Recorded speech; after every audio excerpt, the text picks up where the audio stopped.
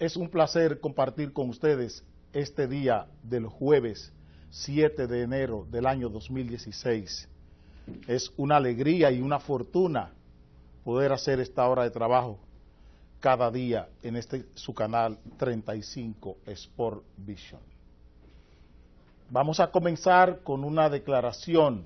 No es la costumbre de este programa responder opiniones ni declaraciones de nadie, pero como se trata de un miembro de la directiva, de la Junta Directiva de la Junta Central Electoral, tengo necesariamente que tomarle la palabra al juez Aquino cuando sugiere la urgencia de que la Junta Central Electoral regule, norme la campaña electoral. Nosotros quisiéramos no contestarle al juez Aquino, sino hacer la pedagogía política de lo que él está proponiendo. ¿Cuál es el problema que tiene el país? La Junta carece de medios, porque estamos yendo a políticos, y les pongo comillas a esos políticos, hablando de que es necesaria una ley de partidos y que es necesaria una ley que reforme el actual protocolo de la Junta Central Electoral.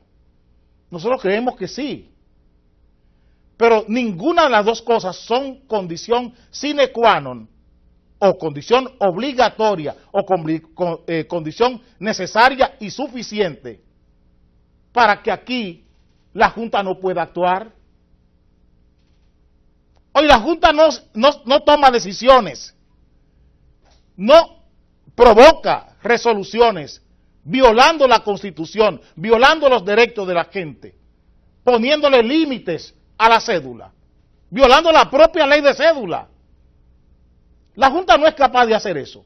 La Junta no es capaz de ella misma decidir regalar canastas de 50,000 pesos a las personas, de 25,000, 9,000 canastas en la Navidad, entre 50 y 15,000 pesos las canastas, 9,000.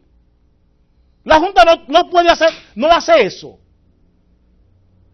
¿Por qué la Junta no puede reglamentar? No la campaña, los procesos electorales, con la ley vigente. Con la ley vigente. Y cuando la ley no la ampare, ¿por qué no resoluta? No es un problema de reglamentar la campaña y que si el presidente usa los recursos en el proceso de campaña electoral, cuando se abra la campaña, que si debe ir a inauguraciones. Es que no estamos en Brasil, ni estamos en Costa Rica, estamos en la República Dominicana. Y con los bueyes que tenemos, con eso tenemos que arar. Esa es la realidad política. Esto es una excusa. Esto es una excusa, esto es una coartada, esto es una treta del juez Aquino. Y este es un mensaje, un titular en el periódico por encargo. Y lo grande es que de una vez los políticos comienzan a opinar sobre la opinión del juez Aquino, sin ningún exégesis. Respaldan eso. ¿Pero y qué? Todo se queda ahí en el periódico. Los políticos están respaldando lo que dice el juez Aquino, dejándose tomar el pelo. Se han dejado tomar el pelo del juez Aquino, porque ese es un titular por encargo. Eso no hay que apoyarlo. Eso hay que usar la soberanía social, la soberanía electoral que tienen los partidos para obligar a la Junta a que regule todo el proceso. Porque no es que la Junta no tiene mecanismos para controlar el proceso electoral. Los tiene. Los tiene. Y si no, ahí está el Código Penal. Si no está el Código Penal, o no está el Código Penal, no es un delito usar los fondos públicos para su propio provecho. O es que no es un delito usar los fondos públicos para favorecerse con los fondos públicos. Eso no es un delito. Tenemos que tener una ley de partidos y una ley electoral vigente, actualizada, para que nadie la cumpla. Pueden hacer miles de leyes.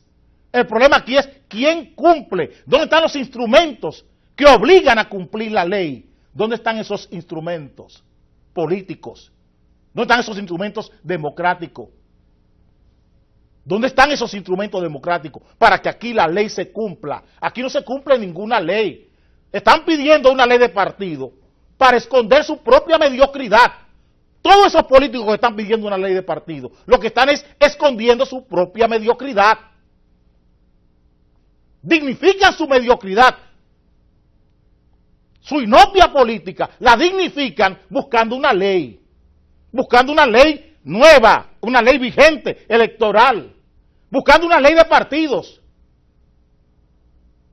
Es ahí donde están escondiendo su mediocridad, están dignificando su mediocridad, su incapacidad política, su falta de inteligencia política, la esconden ahí, la dignifican con esto. ¿Dónde está la soberanía de los partidos? ¿Dónde está la soberanía social, la soberanía política, la soberanía electoral de los partidos? ¿Dónde está eso? No tiene un juez que estarle diciendo a la gente que la Junta debe regular, desde la misma Junta. Es que la Junta tiene que regular la campaña, porque la soberanía de los partidos la obliga.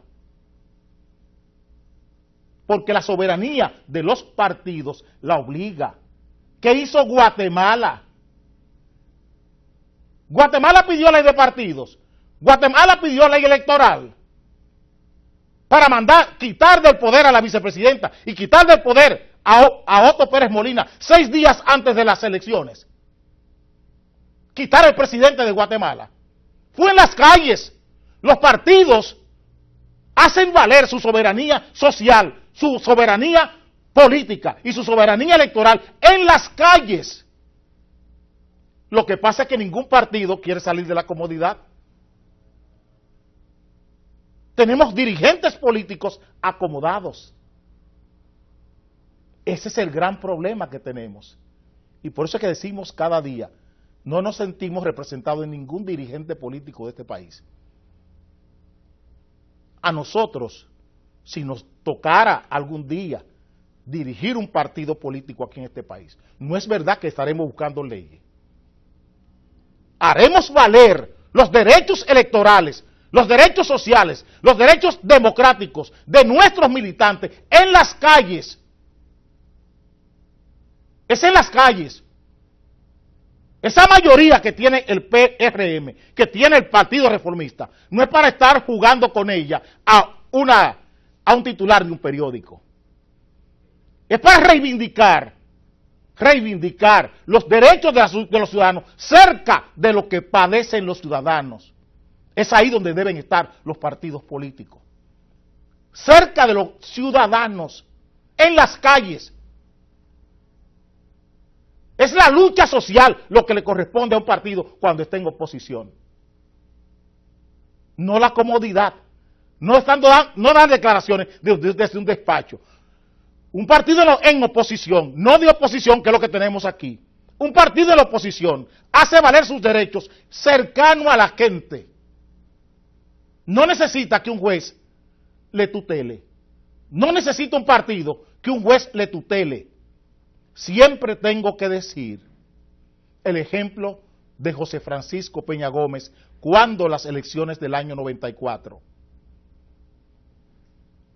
Para las elecciones del año 94, Joaquín Balaguer, con una certificación de la Junta Electoral, y todos los senadores y diputados y alcaldes y regidores con su certificado, Peña Gómez obligó a Joaquín Balaguer a rebajarse 2 años y a reformar la Constitución.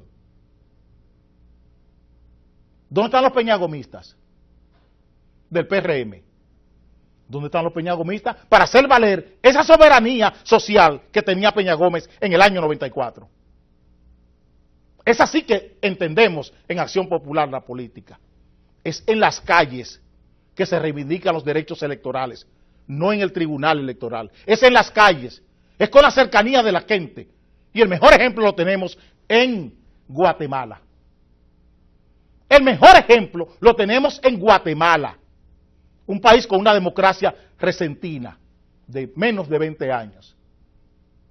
Le dio una lección a América de qué se hace en un país cuando se organiza y cómo cambia la realidad política y la realidad histórica de ese país, la gente en las calles. Es en las calles lo que le corresponde a los partidos de oposición, no la comodidad de una oficina. Es el contacto con la gente y la lucha con la gente. Permítame cambiar de tema.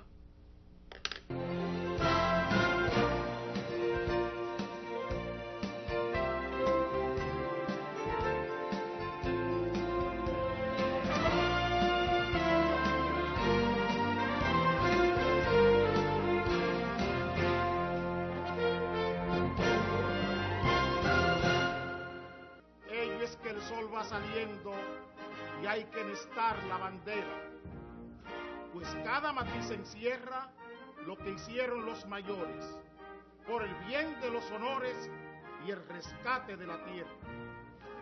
Patria desventurada, que anatema cayó sobre tu frente, levanta ya de tu indolencia extrema, la hora sonó de redención suprema, y ay si desmaya en la lid presente. Lucha, insiste, tus títulos reclama, que el fuego de tu zona preste a tu genio su potente llama, y entre el aplauso que te dé la fama, vuelve a ceñirte la triunfal corona. Presente en armas, ya ondea el pabellón, y se encumbra bajo el sol que deslumbra, y el clarín que clamorea. ¡Qué linda en el tope estás, dominicana bandera! ¿Quién te viera? ¿Quién te viera? Más arriba, mucho más.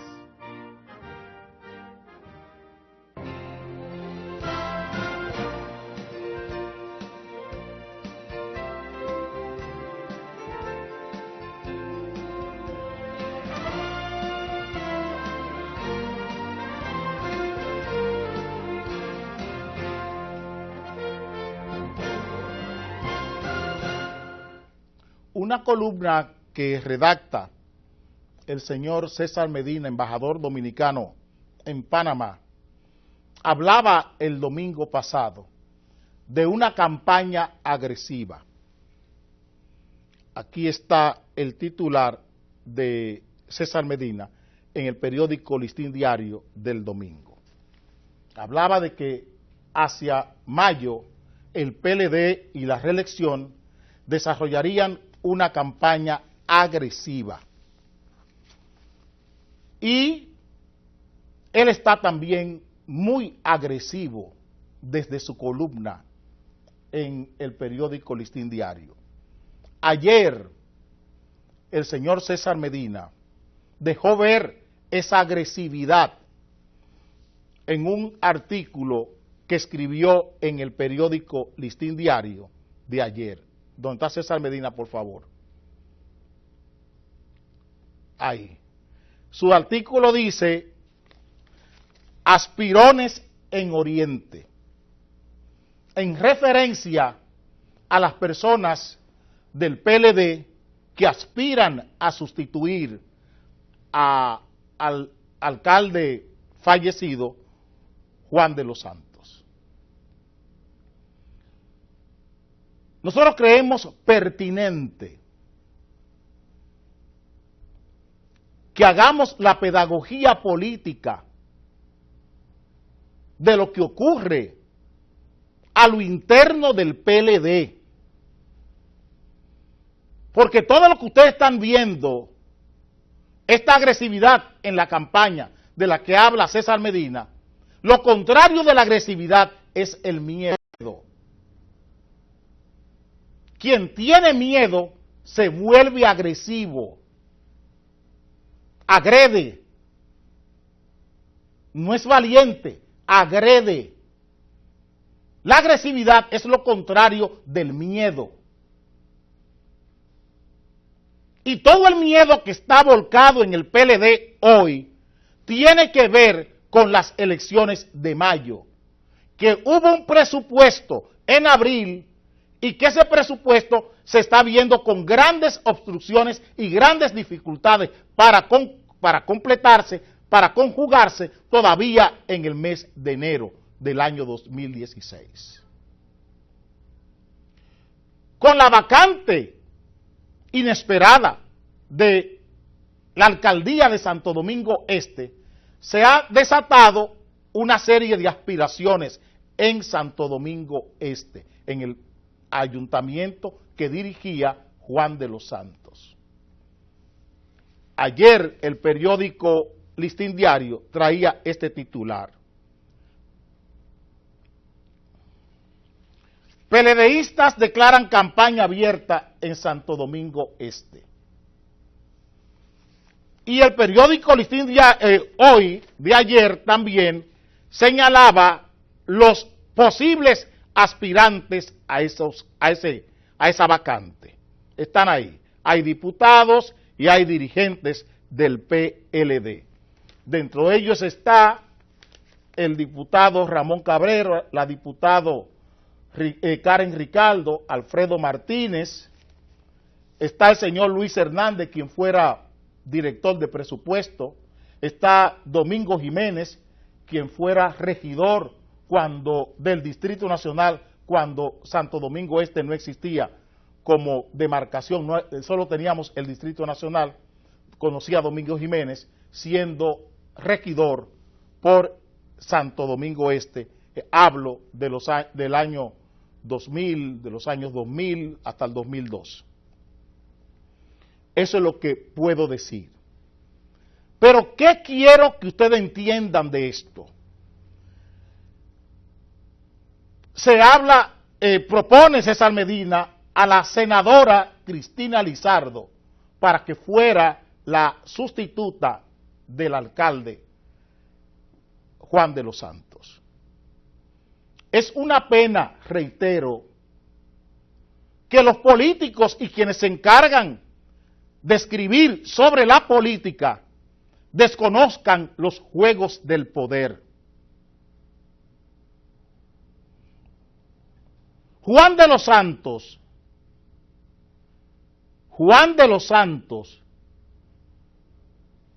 electoralmente no es sustituible hoy en el Partido de la Liberación Dominicana por su relación con el poder. Juan de los Santos era el alcalde. Juan de los Santos era el alcalde. Tenía una posición, o sea, el poder que tenía Juan de los Santos no lo tenía por la posición que él ocupaba. El poder posicional de Juan de los Santos era menor que su poder político y social. Repito, el poder posicional de Juan de los Santos era menor que el poder posicional que tenía Juan de los Santos en Santo Domingo Este. Y no se entiende esto. Repito, el problema de sustituir a Juan de los Santos no es el alcalde. No es el alcalde. Es el poder que Juan tenía como como el coordinador de uno de los grupos operativos del poder. Eso era Juan de los Santos. No solo alcalde. Juan de los Santos era dirigente, coordinador, una fuerza operativa del poder político y social en la República Dominicana. Y ninguna de estas personas que están aquí, incluyendo la presidenta del Senado, tiene esa condición.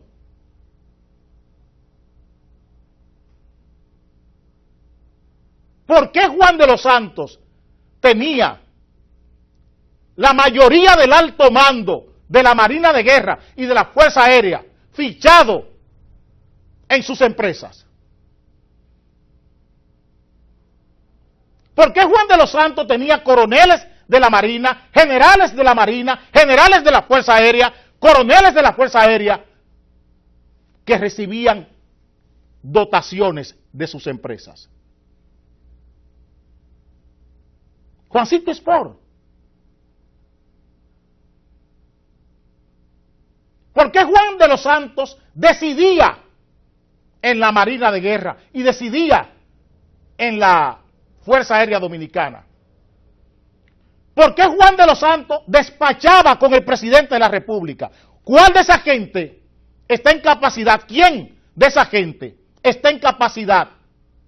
De estos aspirantes, está en capacidad, incluyendo Cristina Lizardo, de ocupar esa posición de poder que tenía Juan de los Santos, de nombrar un cadete en la Marina de Guerra, de nombrar un cadete y no había quien le pusiera la mano a ese cadete. Las recomendaciones de Juan de los Santos en la Marina de Guerra y en la Fuerza Aérea eran inapelables.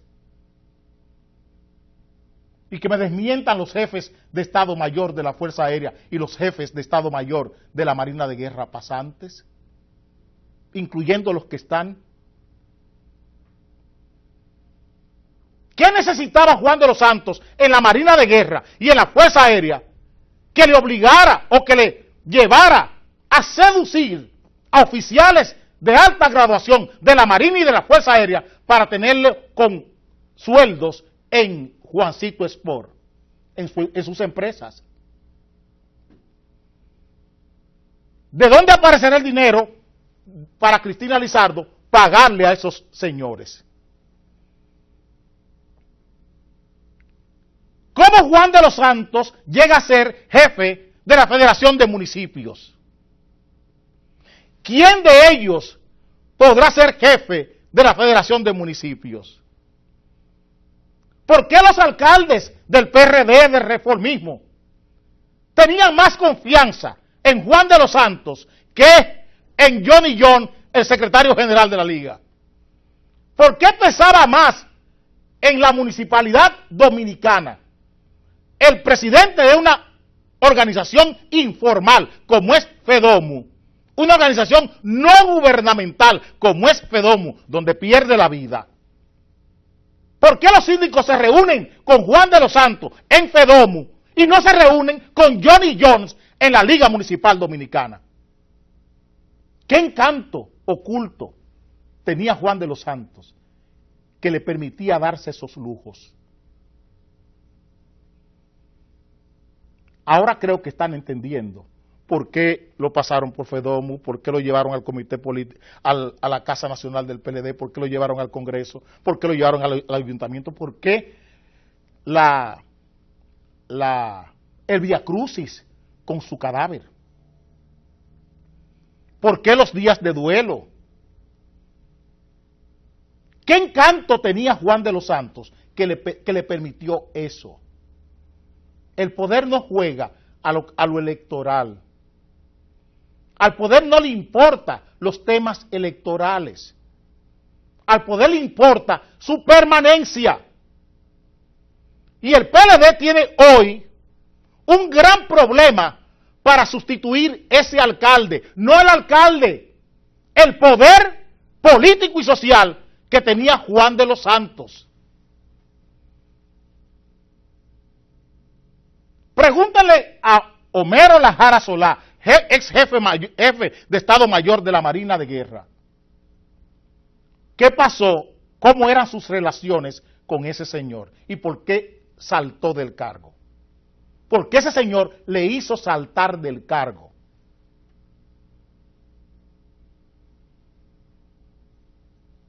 Así ustedes pueden entender si Karen Ricardo, si el diputado Ramón Cabrera, si Domingo Jiménez, si Cristina Lizardo puede hacer eso mismo.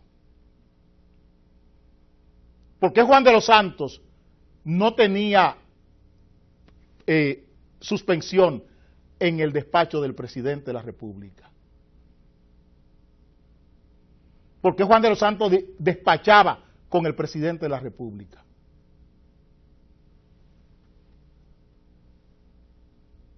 Eso es lo que ustedes deben procurar entender. Juan de los Santos era mucho Juan de los Santos. Era como dice Shakespeare de Cervantes, que nunca una persona había sido tanta gente al mismo tiempo, en una sola. Juan de los Santos era mucha gente en una sola. Juan de los Santos era mucha gente en una sola.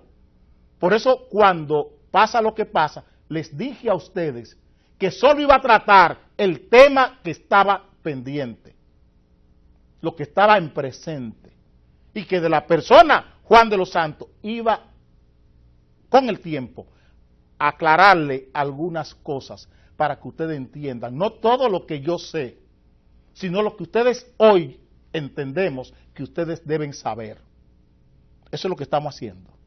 Colocar en sus manos, en sus oídos, en sus ojos, lo que ustedes entendemos nosotros que deben saber según se vayan desarrollando las circunstancias. Ahora ustedes entienden por qué la dramaturgia del poder con ese cadáver. Creo que ahora ustedes comienzan a entender. Ustedes comienzan a entender ahora con ese cadáver. ¿Qué pasó? Que murió mucha gente en esa misma persona.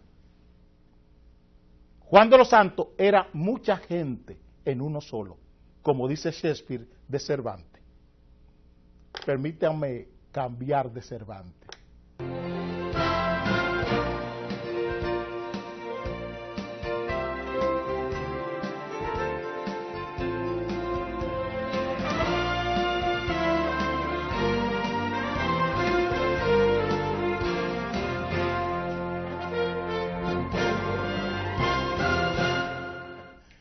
Ay, Dios.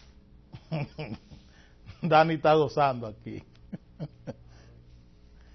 Señores, antes de que partiera el año nuevo, el año viejo, la Policía Nacional, les digo a ustedes esto.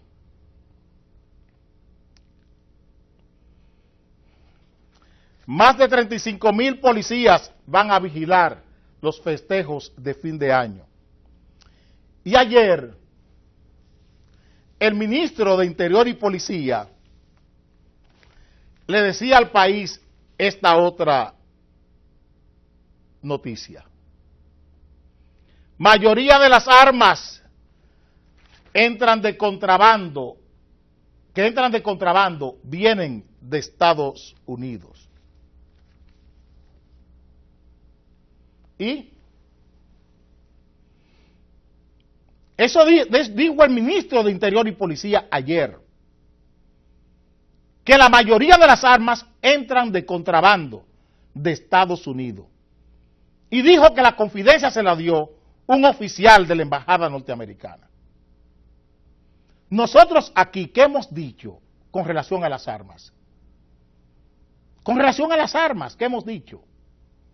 Que aquí hay un comercio, hay un mercado negro de las armas, porque hay un decreto del año 2006 que prohíbe la importación de armas. Y ese decreto creó este mercado negro, y que aquí hay empresas importadoras de vehículos, de electrodomésticos, que venden más armas que electrodomésticos y que vehículos. Eso lo hemos dicho aquí. Y lo sabe el director del DNI, lo sabe el jefe de las Fuerzas Armadas. No es el general que tenía una armería, que era jefe del material bélico de las Fuerzas Armadas. No, no es el general. Aquí hay empresas suplidoras de la policía, suplidoras de las Fuerzas Armadas, que son las encargadas de este contrabando. Y ustedes oyen a funcionarios como la presidenta del Senado hablando de prohibir el ingreso de armas a los recintos oficiales.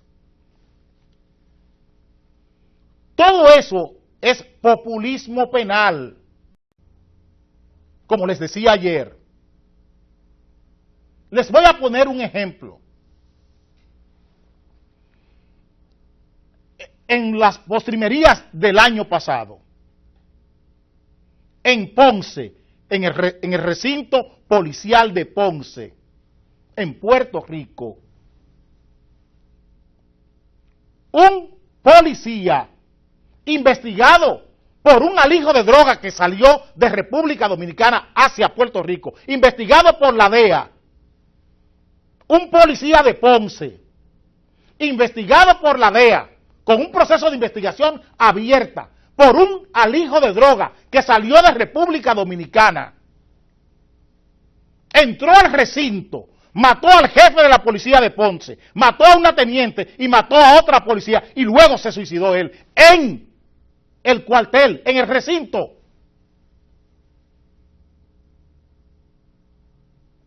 Porque cada vez que hay una tragedia en República Dominicana, nos traen el expediente de la regulación de las armas, el porte, la tenencia, y se abre una discusión insulsa, sin sentido, en los medios de comunicación. Señor ministro, si aquí está pasando esto, ¿qué usted ha hecho para evitar esto?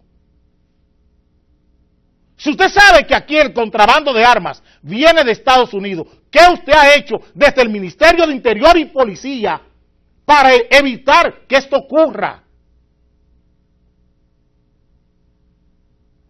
¿Qué ustedes han hecho? Cuando aquí se aprobó el Código Procesal Penal, se llevaron una parte de la Ley 36, la Ley de Armas, y nadie corrigió eso. Y ahora están penando, y hay toda una algarabía, un ruido por las armas. ¿Quiénes le dieron el arma al marino que mató la policía antes de ayer en el juzgado de Alma Rosa? ¿Quiénes le dieron el arma? Sus jefes militares, y después salieron que él era un desertor. ¿Esa fue la excusa? Con eso el jefe de la Marina se disculpó. Ese señor no es de nosotros, él es un desertor. Un desertor que caminaba por las calles y tenía capacidad de estar citado en un tribunal, ir y matar a una mujer con el arma. Con un arma. Un desertor. ¿Por qué el M2 no le persiguió? Si era un desertor. Un teniente de la policía. ¿Quién le mató? Un agente de la policía y 2 civiles. Con 35,000 policías en las calles. De esos 35,000, ese policía, de esos 35,000, se buscó 2 civiles para matar a un teniente. Y un guardia, con 35,000 policías en la calle, un guardia con otro civil, mató a otro teniente de la policía para saltarle por un celular en Villa Francisca. Con 35,000 policías en la calle. Pero tenían el titular. Tenían el titular. Y hoy, el señor Máximo Báez Ortiz, el vocero de la policía, el pasquinero de la policía, eso es lo que nos dice, mírenlo aquí abajo, que la policía apresó 35,000 personas en el feriado de Navidad y Año Nuevo. ¿Cuántos fueron a los tribunales, licenciado mayor general de brigada Máximo Báez Ortiz? ¿Cuántos ustedes llevaron a los tribunales? Ustedes apresaron 35,000 personas para macutearlo. Ustedes hicieron redadas y apresaron 35,000 personas, un preso por cada policía que tenían en la calle, para macutearle, para pedirle a la familia, para soltarle, que le buscaran 8, 9,000, 3,000, 4,000 pesos para soltar esos presos. Eso fue lo que ustedes hicieron. Se ha reducido la violencia. Se redujo la violencia. Se ha reducido la criminalidad. Se ha reducido la delincuencia. De esos 35,000, ¿cuántos son de puntos de droga? Que ustedes dicen que apresaron. ¿Cuántos son? ¿Cuántos puntos de drogas menos tenemos en las calles? ¿Cuántos atracos menos tenemos en la calle? Es así que se tratan estos temas, con el rigor político que ellos exigen.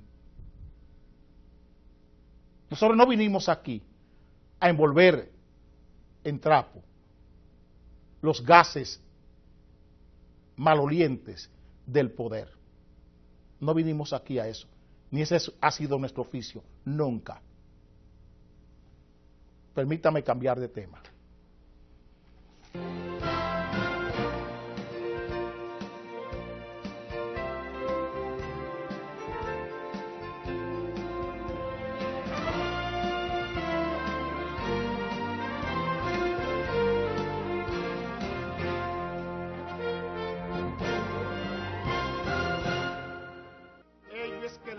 Saliendo y hay que enhestar la bandera, pues cada matiz encierra lo que hicieron los mayores, por el bien de los honores y el rescate de la tierra.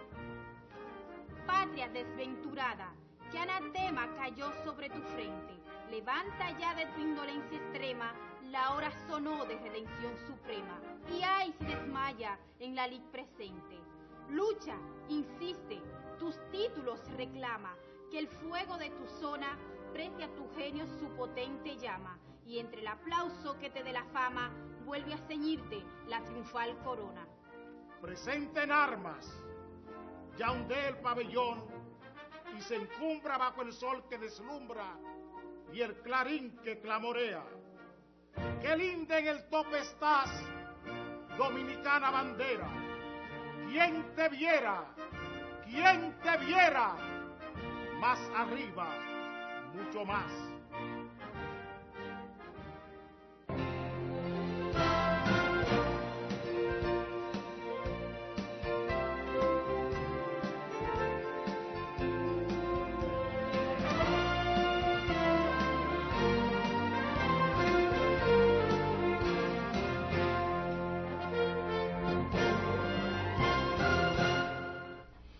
El gobernador del Banco Central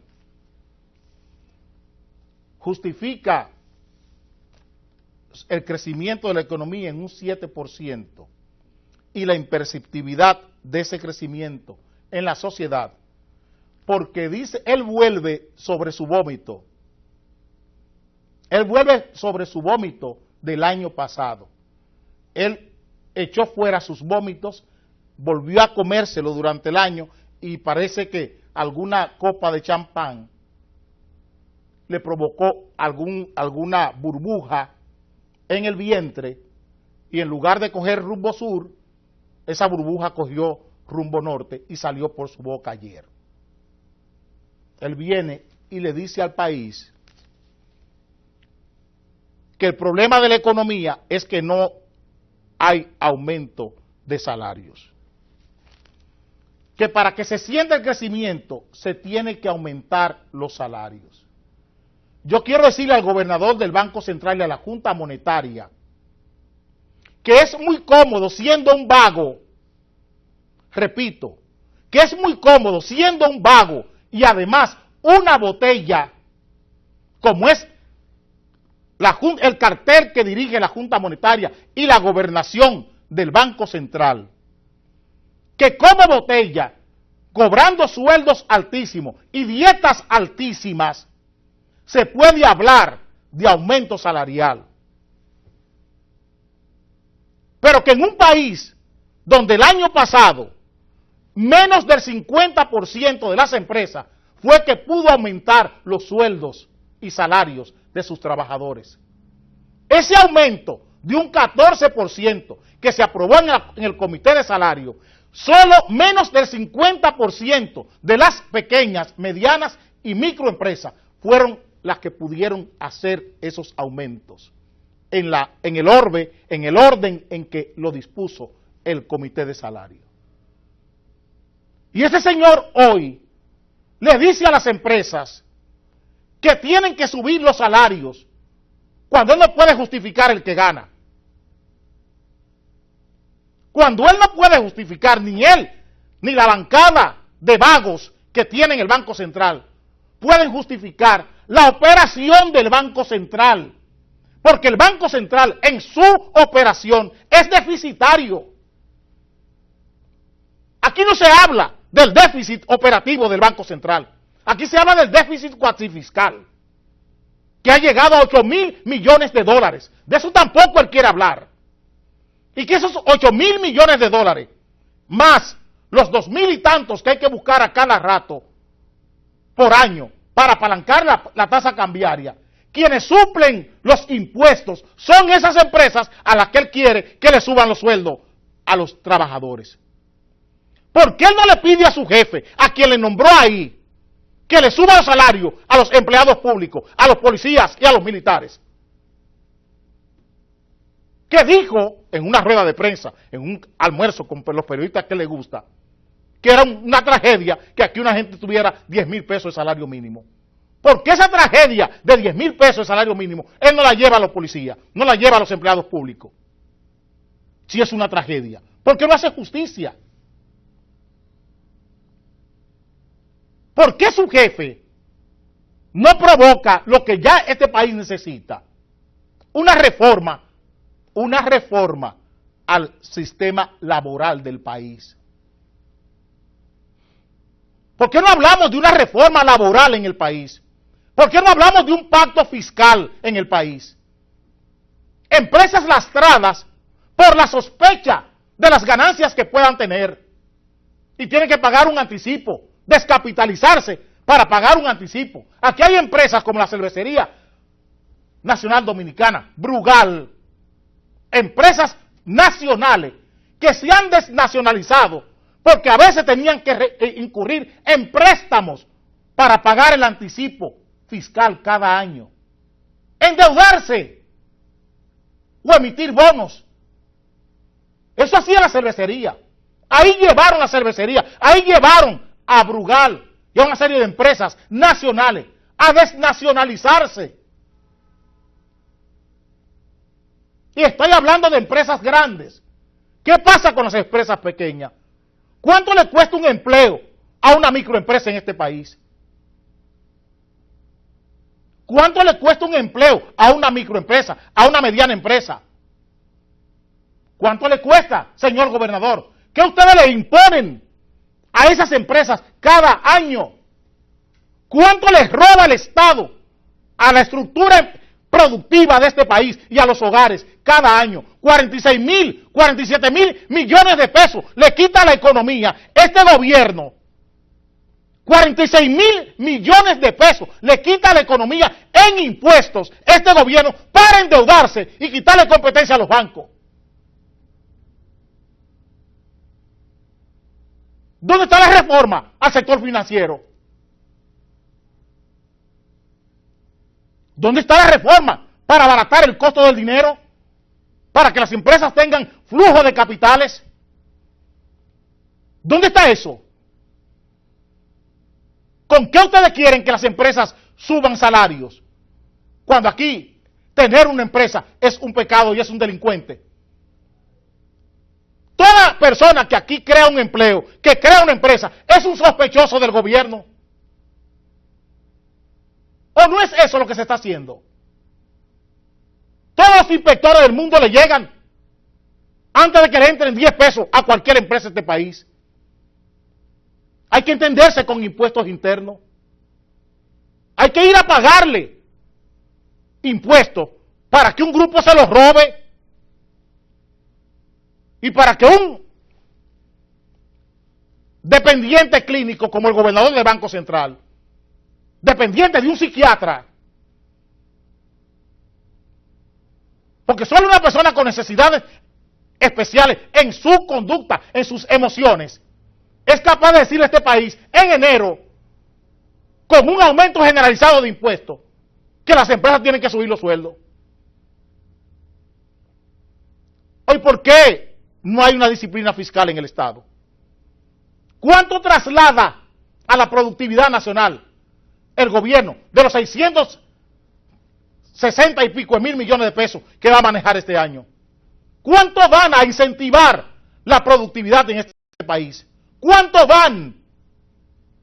De estos 46.000 millones que nos están quitando, ¿cuánto devuelve el Estado? Siquiera siquiera en reconversión de activos para que las empresas se puedan mejorar, en abaratar costos como la energía eléctrica. Miren qué pasa con los combustibles.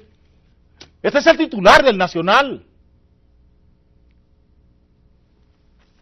Aquí el barril de petróleo se lo pueden regalar a este Estado, a este gobierno. Le pueden regalar el barril de petróleo y siempre va a ser cara la gasolina y toda la canasta de combustible de este país. ¿Cuánto le está costando el ahorro de la energía eléctrica al gobierno? ¿Qué hacen las EDES con eso? ¿Qué hacen las EDES con la facturación menor que le están haciendo los generadores? Miren dónde la llevaron, al negociazo, donde se van a robar más de 800 millones de dólares a las plantas de carbón. El ahorro de los combustibles en la generación, ¿dónde fue a parar? A Odebrecht y a Manuel Estrella, que son los testaferros de este gran atraco, de este asalto al Estado Dominicano. Si ustedes quieren que aumenten sueldo, pongan ejemplo. Rebájese el suyo, gobernador. Y rebaje las dietas del cartel, de la mafia que hay montada en la Junta Monetaria de este país. Permítame cambiar de tema.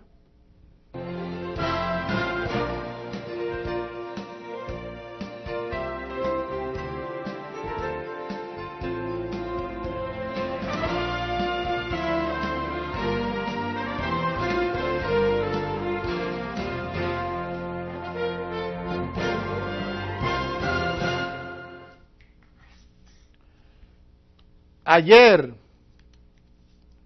yo quedé sorprendido con una noticia que entendí que nunca debió salir en los medios de comunicación. Miren este relajo del Ministerio de Educación. Dice el Ministerio de Educación que en el año 2016 el gobierno invertirá en cada estudiante 65.917 pesos. Yo quisiera que el Ministerio de Educación le rindiera cuenta al país por los 327.000 millones de pesos que ha usado con el 4%. Aquí no es un problema de individualización ni de personalización de la educación. Ese no es el problema de este país con la educación. No hay que individualizar los gastos. Díganle al país qué ustedes han hecho con 327.000 millones de pesos que han usado en los últimos 3 años. En 2013, 2014 y 2015. Díganle al país qué ustedes han hecho con esos 327.000 millones de pesos que han recibido, que han usado. Yo no tengo que ver si se llama Pimentel Carech o si se llama Gonzalo Castillo. Yo no tengo que ver si se llama José Florencio o Yolanda Florencio o Josefina Florencio o Hidalmi Florencio, que por sus encantos sexuales pudo conseguir que un funcionario del Palacio la llevara a la OISOE a hacerse multimillonaria con el 4%. Ríndanle cuenta al país por los 80.000 millones de pesos que ustedes se han llevado del 4%. Ahí estaré tranquilo. Cuando ustedes le digan a este país qué resultados tenemos en la escuela, no los resultados que tiene la señorita encantadora Florencio, la amante de un funcionario palaciego, que por su condición sexual fue a ese cargo a la OISOE, con Pimentel Carech, a hacerse ella y su hermano multimillonarios con los fondos públicos. Y todavía hoy no hay una instancia del Estado que haya sido capaz de llamar a esa señorita encantadora. No me importa que se llame Josefina Florencio o que se llame Yolanda Florencio o Alicia Florencio. No me importa cómo se llama. Yo quiero que les rindan cuenta a este país por lo que hicieron esa gente ahí con los fondos del 4%. Porque educar no es un asunto teórico ni de estadística. Educar no son estadísticas, ni son asuntos teóricos. Educar es un asunto práctico. Los problemas teóricos se resuelven cuando se conocen las soluciones. Pero los problemas prácticos se resuelven cuando se conocen los resultados. 3 por 4, 12. Ese es un problema teórico. Ahora, un problema práctico es cuando usted sabe que si usted tiene 12 pesos y tiene que dividirlo entre 4 personas, a cada quien le toca 3. A cada quien tiene que darle 3 pesos. Esa es la diferencia. Esa es la diferencia, señor Amarante Baret y señor Pimentel Carech y la señora Florencio y el señor José Florencio, su hermano. Educar es instrucción, es entrenamiento, es virtud, o sea, aplicar lo que usted aprende, cómo usted usa lo que usted aprende, eso se llama virtud. Y esas 3 cosas juntas que he dicho, instrucción, entrenamiento, virtud, son las que terminan con el objetivo superior de lo que es educar, o sea, el uso de la inteligencia, que es la formación del carácter y la personalidad del ser humano, que se educa. Son las 4 condiciones que debe tener la educación. La educación responde no a estadística, sino a objetivos de la vida, objetivos que son superiores. Así lo entendemos los políticos. Los que hacemos política y ejercemos la política, entendemos la educación de esta forma. No con una estadística, para confundir a la gente. ¿Qué es lo que está saliendo? ¿Qué aprende el preadolescente, el niño, el adolescente en la escuela? ¿Qué aprende el universitario? ¿Qué es lo que están aprendiendo? A desarrollar relaciones frenéticas, rápidas, y a deshacerlas como si nada. ¿Qué es la escuela?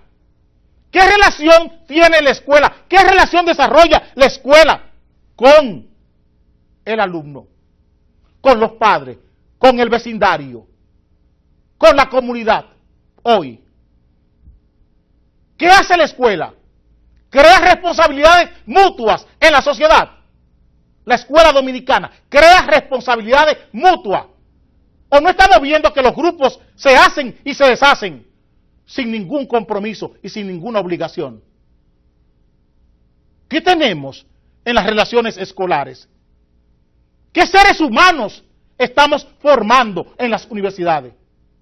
Los grupos que se forman en las universidades, ¿cómo se hacen y se deshacen sin ningún compromiso, sin ninguna obligación mutua? ¿Qué estamos viendo en la política?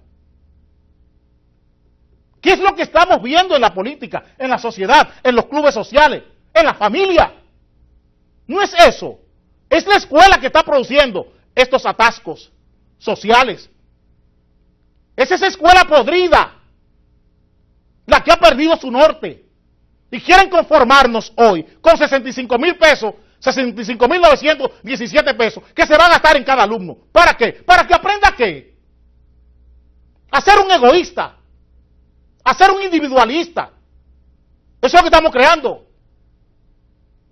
No tenemos una Fausta Potter. Si fuera Fausta Potter en Puerto Plata, que me estuviera diciendo esto, yo aceptaría esa opinión. Pero es Amarante Baret, el jefe del hospedero, de todos los ladrones que he mencionado hoy. Me dice Dani que tengo que separarme de ustedes, lo haré con gusto. Voy a complacer a Miguel Ángel, a Heriberto y a Mauri. No es una obligación, pero si ustedes gustan y si quieren, nos podemos juntar mañana a las 7 para sufrir un poquito.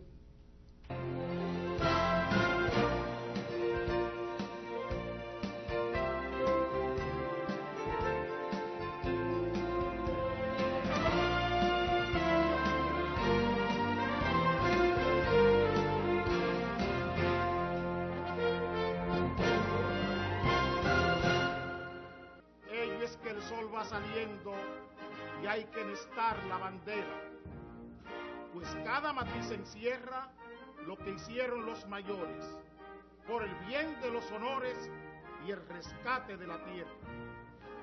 Patria desventurada, que anatema cayó sobre tu frente, levanta ya de tu indolencia extrema, la hora sonó de redención suprema, y ay si desmaya en la lid presente. Lucha, insiste, tus títulos reclama, que el fuego de tu zona preste a tu genio su potente llama, y entre el aplauso que te dé la fama, vuelve a ceñirte la triunfal corona. Presente en armas, ya ondea el pabellón y se encumbra bajo el sol que deslumbra y el clarín que clamorea. ¡Qué linda en el tope estás, dominicana bandera! ¿Quién te viera? ¿Quién te viera? Más arriba, mucho más.